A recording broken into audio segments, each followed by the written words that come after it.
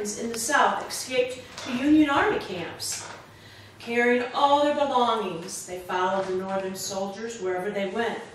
And for the first time, former slaves were offered the opportunity to select their own surnames. Until this time, they had to bear the last name of their owners. Some kept those names, but most did not. Growing up in Savannah, Georgia, slave Susie Taylor figured that reading and writing must be important, or their masters wouldn't be trying so hard to keep them from learning. She states, "Every morning we stepped out of the house, pretending to go learn a farm trade. Once out of sight, we make a beeline to the most dangerous of places, an ordinary classroom. It was run by a widowed friend of my grandma. We went each day about 9 a.m. with our books wrapped in paper to prevent the police or white people from seeing them. We went one at a time through the gate to the kitchen. She had 20 or 30 children who she taught. When the teacher ran out of new words to teach me, a white girl offered to give me lessons. If I promised not to tell her father." Later, Susie would work with the Union Army to teach black soldiers to read and write. She also became a nurse. When the first unit of black soldiers, the 54th Massachusetts Regiment, led a bayonet assault on the Confederate Fort Wagner, many were horribly wounded. Susie was one of the nurses. It is strange how we're able to see the most sickening of sights without a shudder, and instead of turning away, how we hurry to insist in alleviating their pain, binding their wounds and press cool water to their parched lips with feelings of only sympathy. Finally, the war was over. The slaves were guaranteed freedom with the 13th Amendment. For the first time, African Americans could receive pay for their labors. I was only 17 when the war ended. I opened a school for black children, charging families $1 a month. Now, despite all hindrances, my people are striving to attain the full standard of all other races born free in the sight of God. For the first time, couples could marry and live together as a family. But many of the former slave owners were angry over the outcome of the Civil War. They wanted to punish African Americans, so they formed the Ku Klux Klan in 1867 to establish their own form of justice. They wore hoods over their heads and terrorized blacks for anything out of line. This included Being out on the streets after dark. Trying to vote. Looking a white person in the eye. Unfortunately, that group is still in existence today. Fortunately, they have less and less power. Finally, after 1877, when the federal troops left the South, there was no longer any protection for the blacks. Harsh new laws were passed in southern states to restrict the freedom of blacks. Thousands moved north and west. Food was so scarce, winter snow so deep, yet few returned to the South. Also, what developed was segregation. There were black neighborhoods And white neighborhoods, black schools, and white schools, even black churches. and white churches. But most disturbing and degrading were the signs. Blacks had to use separate entrances in movie theaters. They could not eat at a white restaurant, and they were not allowed to use the white public restroom.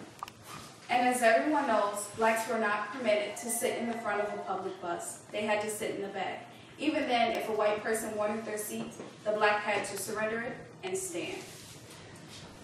Get out of my seat! And that's the way it was for the next 100 years. But separate was not equal. African Americans had such a hard life that one of their few joyous celebrations was at a funeral. At last, a person was put out of their misery. But when the saints go marching in, oh, when the saints go marching in, oh, I want to be in that number. Oh, when the saints go marching in. Thus began the Great Migration from south to north. Black journalists described a game he and his friends used to play in Tennessee. It was called Conductor. It went like this.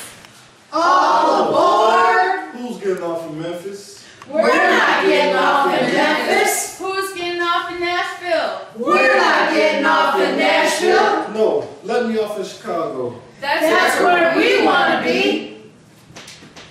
The all-black newspaper, The Defender, was founded in Chicago in 1905. It contained letters of people looking to find work in Chicago. I can do any work that comes to my hand to do so. I'm a 15-year-old girl from New Orleans who is looking for work so I can help my mother. I would like to get me a job in a private family so I can continue taking piano lessons. I can do anything around the house but drive, and I can learn that quick. Send me the name of the best high school in Chicago. Southern white employers, afraid that their laborers would disappear to the north, began punishing blacks caught with copies of The Defender. Why? One Georgia boy was even murdered for selling it. In the 1920s, following World War I, America experienced prosperity that included African Americans.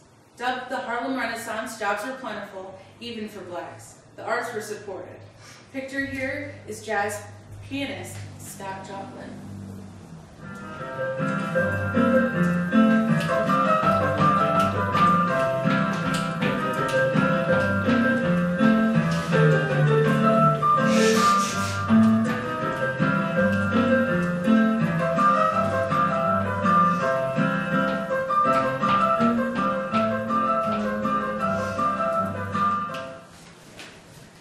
Opera singer Marian Anderson was supposed to appear at Constitution Hall in Washington, D.C. However, audiences were not yet integrated. Now, can you get it on again? I think we got it. You got the idea. Blacks played to black audiences, and whites played to white audiences. And when the Daughters of the American Revolution, the DAR, heard that there was going to be an integrated audience, they canceled her appearance. But when Eleanor Roosevelt heard about this, she and President Roosevelt invited her to sing on the steps of the Lincoln Memorial. A crowd of 75,000 people heard her sing. An audience of both blacks and whites. Later, she became the first black person to ever perform at New York's Metropolitan Opera House. Poets Langston Hughes and Gwendolyn Brooks also broke the color barrier with their hard-hitting poetry. Here is an excerpt of Langston's poem. Democracy. Democracy will not come today, this year, nor ever through compromise and fear. I have as much a right as the other fellow has to stand on their own 2 feet. And own the land. When World War II began, blacks were still discriminated against in the armed services. They were segregated from the white soldiers. However, the Chanute Air Base Field was one of the first military installations to be partially integrated in 1941. And that's because it's where a squadron of famous black soldiers actually began their technical, mechanical, and armored training at the massive Army Air Corps facility base in Rantoul, Illinois. They soon became known as the Tuskegee Airmen when the assignment led them to Alabama. They were not in Illinois long because it was expected that it would take the African Americans 3 years to complete what it took the whites 1 year to learn. Instead, it took less than 1 year. And they had the highest cumulative grade point averages of any other group stationed at that base. These brave men are recognized today, earning over 1,000 medals between them. More than any other unit.